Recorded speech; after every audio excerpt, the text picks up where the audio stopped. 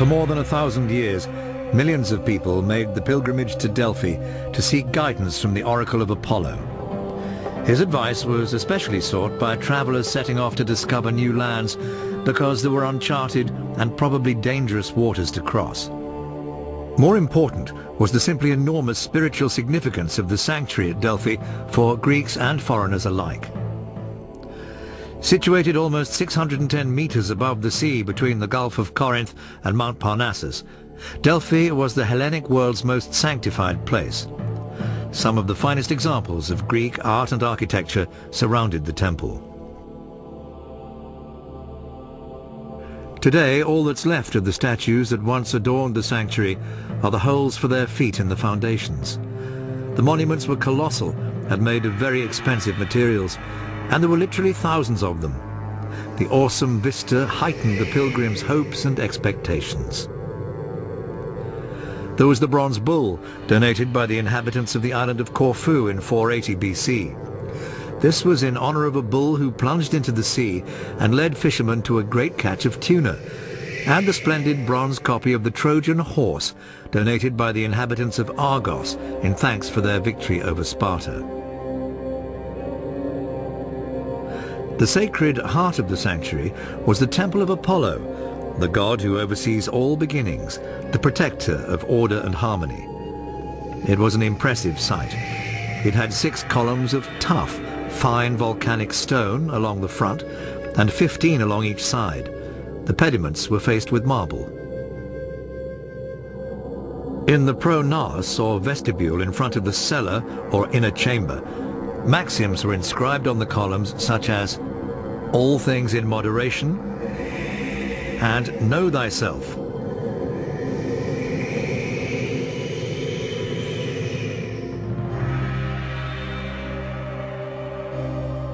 But it was the words of Apollo that resonated most deeply.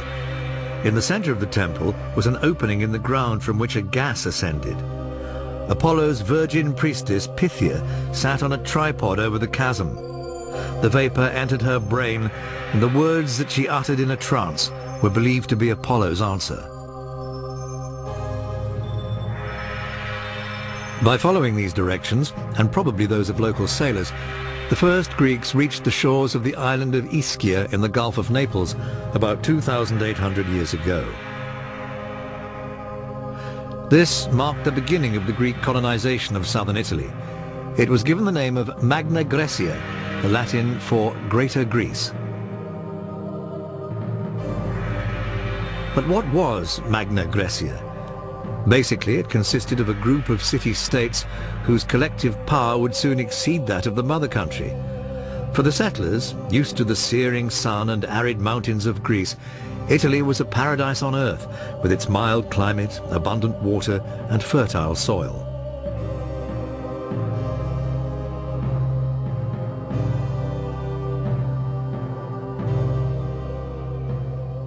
The Greeks established more and more settlements.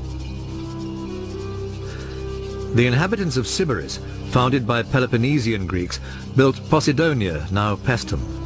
The people of Cumae, originally founded by Greeks from the island of Euboea, created Parthenope, which was to become the Athens of the West and is now known as Naples. Many of the residents of Naples are thus of Greek origin, direct descendants of those early settlers from Euboea. Naples is the commercial and cultural heart of the Mezzogiorno, Italy's south, the promised land of the ancient Greeks.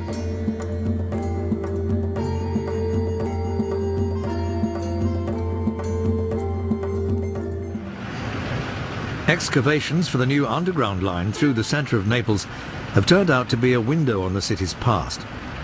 Work in such sites as Piazza Municipio has uncovered not only the old Aragonese walls, but also provided a chance to view a much deeper cross-section of the city's historical layers.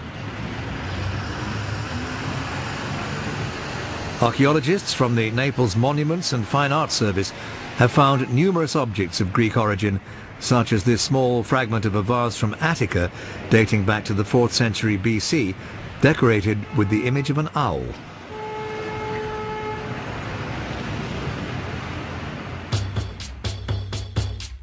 Naples remained a Greek city for many centuries, even during the hegemony of Rome. The Romans were fascinated by Greek culture, and for them, Naples represented Greece and a gateway to the allure and refinement of the Orient beyond.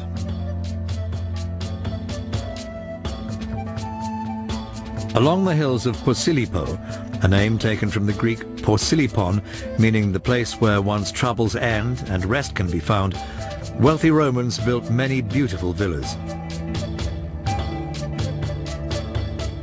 Wanting to blend in with the locals, the Romans were happy to exchange their togas for the Greek pallium to converse in Greek, listen to Greek music, and commission copies of Greek works of art. But Naples wasn't merely a tourist destination or a kind of amusement park for the Romans. The city was a capital of culture in its own right, where one could be born, live and die in the manner of the Greeks, as Virgil liked to say. And it was here in Naples that the great author wrote the Aeneid. Reproductions of masterpieces of Greek sculpture were much in demand. It was big business at the time.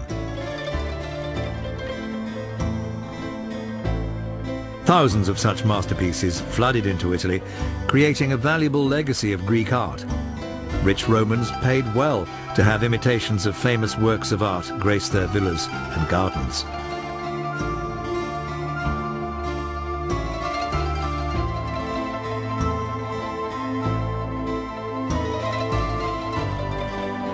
Another aspect of Greek culture the Romans appreciated was the theatre. To perform on the stage of the theatre in Naples was the dream of every artist and the ultimate yardstick of success. The ruins of the theatre have been found buried under later constructions. If you go down into the cellars of private houses now standing on the site, you can see them. Among its famous performances, the theatre saw a quite exceptional premiere.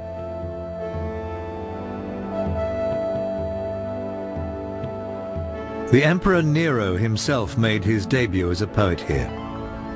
He loved poetry and music and performed many times on this stage before an audience, whom he addressed in Greek.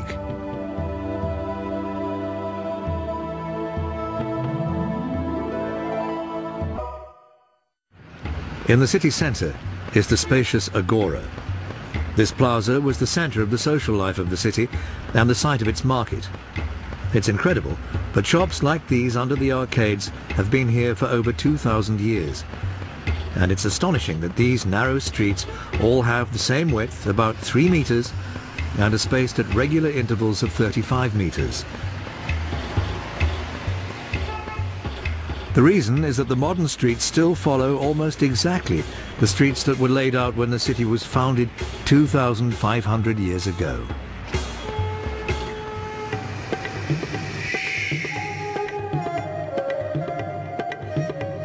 An example is the Via Tribunali, which directly follows one of the two principal axes of the Greek city. It's one of the few broad avenues in Naples. The Agora was also famous for its magnificent temples. The Church of San Paolo Maggiore is a classic example of a Christian edifice now standing on the ruins of a pagan temple. The temple was dedicated to the Dioscuri, Zeus's twin sons, who were doomed to live and die on alternate days. Only the two beautiful Corinthian columns remain, but when it was first built, the temple was huge and magnificent.